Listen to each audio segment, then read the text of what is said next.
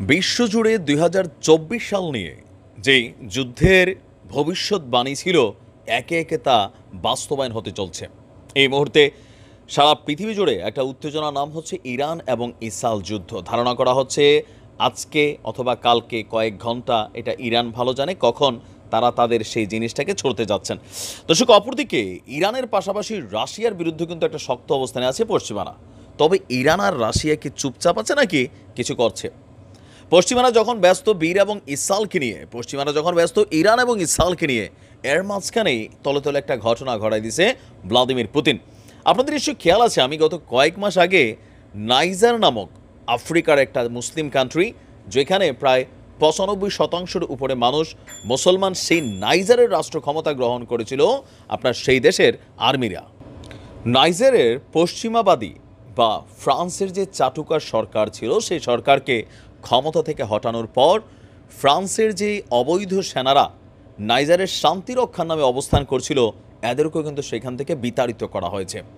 এখন এই রাষ্ট্রটার দিকে কিন্তু নজর আছে কার? পশ্চিমাদের। বিকজ এখানে যথেষ্ট প্রত্নতত্ত্ব, পাশাপাশি খনিজ পদার্থের আছে অবস্থান, হীরা, স্বর্ণ, গ্যাস, অনেক কিছু কিন্তু নাইজারে আছে। এখন নাইজারে যেন আর কোনোভাবেই পশ্চিমারা কোনো রকম অ্যাক্টিভিটিস চালাইতে না পারে, সেই জন্য পুতিন নিজের অবস্থানটাকে আরও শক্ত করার জন্য এবার যে কৌশলটা নিয়েছেন, সন্ত্রাসবাদ বিরোধী লড়াইয়ের জন্য প্রশিক্ষণ এবং বিভিন্ন ধরনের অস্ত্র সহায়তা দেওয়ার জন্য নাইজারে আবার রাশিয়া তাদের নিজস্ব সেনাবাহিনীর বেশ কিছু চৌকস অফিসার প্রেরণ করেছে। কেন? সেনা প্রশিক্ষণ দেওয়ার জন্য। আপনাদের খেয়াল আছে নিশ্চয়ই, নাইজার থেকে যখন ফ্রান্সের সেনাদেরকে প্রত্যাহারের জন্য আমজনতা চেষ্টা করেছিল, তখন বারবার পুতিনকে স্মরণ করা হচ্ছিল। পুতিনের সেই ওয়াগনার বাহিনী এখনও কিন্তু আফ্রিকার মধ্যে নতুন রূপে কাজ করছে।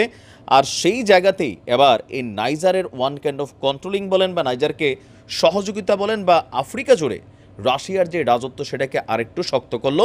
আর পশ্চিমাদের পশ্চাৎ দেশে একটা মনে করলেন যে ফু মেডা দিল।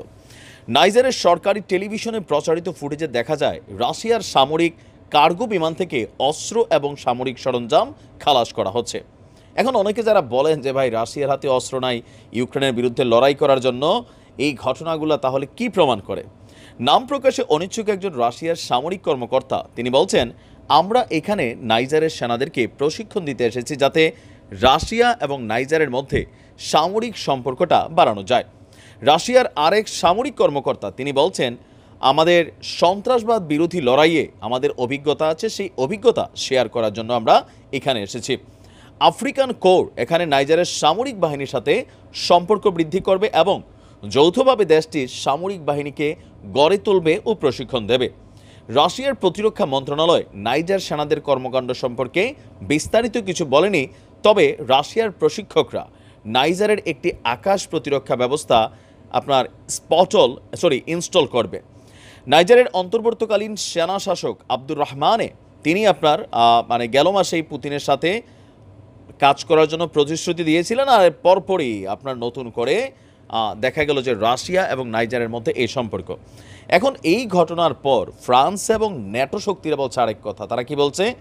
যে ওই অঞ্চলে যেহেতু রাশিয়ার সামরিক ইকুইপমেন্টগুলো যাবে, আকাশ প্রতিরক্ষা সিস্টেম যাবে বা রাশিয়ার স্যাটেলাইট থেকে সেখানে তাদেরকে সহযোগিতা দেওয়া হবে, তো সেইখানে বসে আশেপাশে এখনও যে অঞ্চলগুলোতে ফরাসি সেনাদের উপস্থিতি আছে বা যে দেশগুলোতে সেখানে নজরদারি চালাবে পশ্চিমাদের সামরিক অ্যাক্টিভিটিস সম্পর্কে, পাশাপাশি আফ্রিকাকে রাশিয়ার সাথে সংযুক্ত করার জন্য আরও বেশ কিছু পদক্ষেপ নেবে।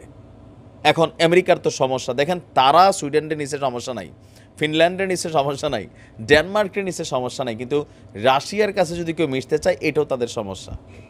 গায়ের জোরের কথাবার্তা আর কি। ধন্যবাদ পুতিনকে।